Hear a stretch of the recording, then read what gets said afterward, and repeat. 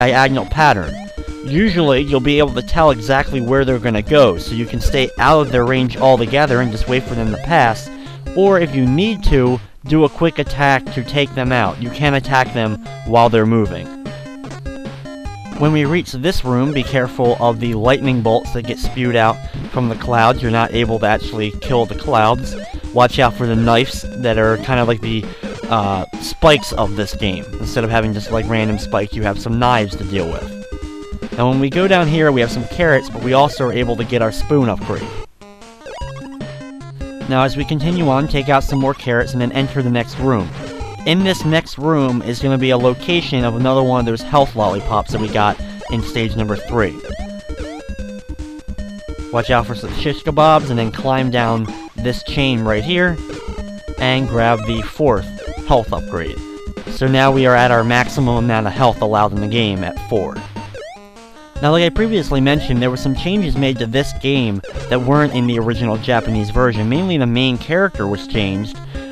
He didn't look as much like Chef Boyardee in the original Japanese release, as well as the weapon that you use. You actually use the main character's head instead of the frying pan as the original weapon, and the main villain was known as hors d'oeuvre, like as in the food dish. And unfortunately, due to some bad translations, it ended up becoming Eau Dove in the American release, or European release as well.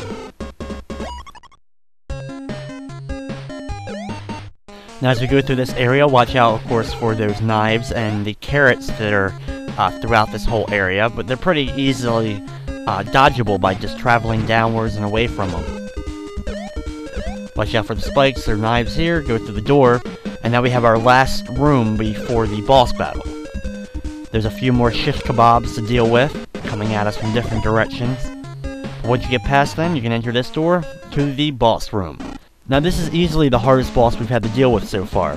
He bounces from right to left, and then he jumps one more time and then splits the bun and bottom bun apart, so they can hit you in either direction. You gotta make sure you duck underneath of it.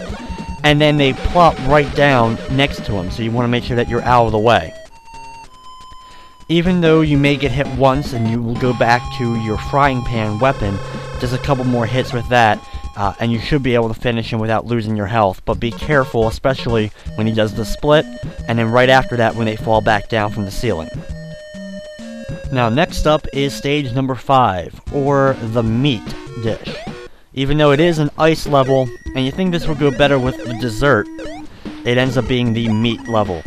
And I start off with getting the fork weapon pretty quickly in the level, and it's not very effective. It kind of is going around pretty slowly. A lot of enemies are getting on screen, and because of that, you can see there's some slowdown in the game, but that's just a common occurrence with some of the NES titles when a lot of sprites got on screen at one time. While traveling through this area, you saw that I picked up the plate weapon. Be careful of the fumes that come out of the sides here of these contraptions. It's ice, and will immediately freeze you in place, causing you to get some health taken away, as well as losing the weapon you had. Now here it introduces the popsicles. These are definitely an annoying enemy, because if they hit you while coming up here, they're going to knock you right into the spikes and you're going to lose a life. They by themselves won't kill you, they'll only take away a hit, but you'll end up being knocked right into those spikes, so be very careful when traveling through this area with those popsicles that shoot up from the bottom of the screen. Now with this also being an ice level, we're going to have to deal with pretty much no traction while traveling on the different platforms, so be careful of that as well, especially considering there is a lot of spike pits throughout this stage. Here's another area where you want to be careful about jumping, as well as those popsicles that could knock you up into the spikes on the ceiling.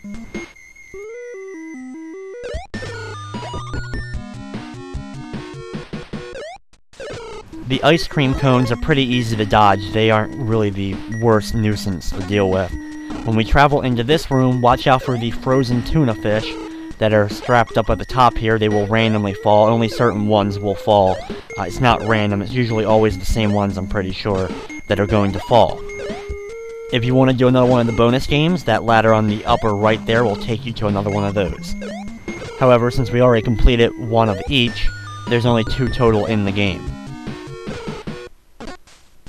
Now when we go through this door, this is probably the hardest area we've dealt with, because a lot of the pieces of the platform fall apart. The left and far right sides will fall off. The center will always remain, as well as the popsicles that are flying up from the bottom. So be very careful when jumping around this area. You don't want to move on to the platforms on the left or right until you're about ready to make your jump. And if you land on either one of those sides, make sure that you get on the center quickly or jump off of it rather quickly. Now here is our boss of stage number 5. It's an ice cream cone that first starts off by moving from right to left and shoots off a different piece of ice cream that travels along the ground. Those are pretty easy to dodge. Now when it gets to this part, it's going to start using its cone to spin around and break the platform that you're standing on. The cone itself sometimes has bad hit detection where it won't hit you a lot of the times. But when it's moving from left to right and you do damage to it, if you're stuck in it while it's still moving and flashing, when it stops flashing it can then deliver a hit. So be careful when jumping through the body after you do damage to it. Especially when you only have the frying pan and you have to get in close to actually do damage, be careful when jumping through it. Once that boss is done, we now move on to the final stage of the game, stage number 6, or the dessert.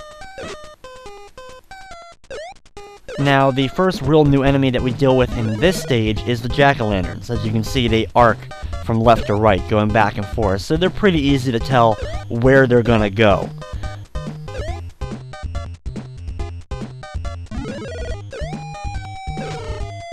Now, as we make our way through this level, more of the jack-o'-lanterns, there's another one of those lollipops in case you didn't get the other ones in the other levels. When we enter this room, there's another one of those pots that allows me to be invulnerable for a few seconds, and we see the introduction of the most annoying enemy in this stage. Not only are the shish kebabs back, but we have to deal with the fry throwers, or it's random packs of french fries that jump up in the air and shoot random amounts of french fries at you. They kind of go all the way up and then start shooting one at a time as they slowly descend. Now in some places like here, they're pretty easy to deal with because they're on a platform above you. Even sometimes if they're right in front of you, if you're just walking straight, you'll be able to see when they release that last one straight at you, and you can hit it with the spoon. You just gotta be very careful about it. The spoon obviously being the best weapon here because of its range, and will allow you to not only hit the enemy, but take out the french fry that's about to hit you as well.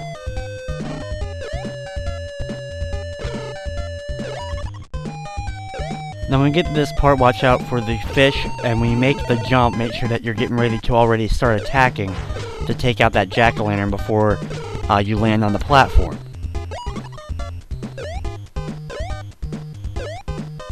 Now when we enter this room on the right here, this is one of the harder areas to deal with in the stage because there's spikes on the ceiling as well as the fry guys. Wait for them to come all the way down, then attack. When you get to this guy, I suggest taking out the fry that shoots straight at you first when he lands. Then jump up to the platform, travel across, and then take out the other one that he shoots out, as well as him. You know, so prepare while making that jump. That's one of the harder areas, because if he does hit you, he'll probably knock you up into those spikes. When we reach the bottom here, watch out for some more of the fry guys. Thankfully, they can't turn around at all. Wherever they're facing is the area they have to face in. There's another one of the lollipops, in case you need an extra bit of health. And then right past them is our final boss battle. Now when we make it into this room, we see a cup with a balloon on it in the middle of the room, as well as our main villain, O'Dove. He jumps into the cup and starts flying away. And then we wait for a second, look around, run off screen, and grab ourselves our own cup. However, it's pretty beat up and looks like it's on its last legs there. Now as O'Dove flies up into the sky, we're going to be following and chasing after him, even though we are not moving as steadily as we probably would like to. But our weapon for this battle isn't the weapon that we had before the battle began. We actually automatically have eggs that we actually throw at him, like inside of his cup. We want to keep throwing the eggs at him, hitting him or the balloon to do damage. When you see the balloon flash, you see that you're doing damage to it. The more hits you give to him, the more the balloon deflates and eventually pops and he falls to his death. I recommend kind of staying towards the top of the screen. It seems like a good place to be able to dodge as well as deliver hits to the main boss. Now our cup exploded, broke down, we fall, able to grab a balloon on our way down, and as we float down we land on top of our restaurant, And now we see the end screen.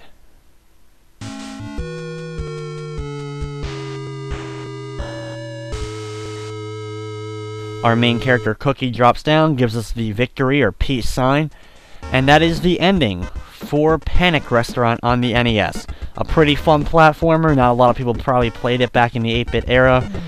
It's garnered a pretty good price now for being pretty rare, but I still think it's a pretty fun game, good soundtrack, and worth checking out. Now with that, that's going to wrap up another edition of Play It Through. I'd like to thank you for watching, and of course, I hope you enjoyed.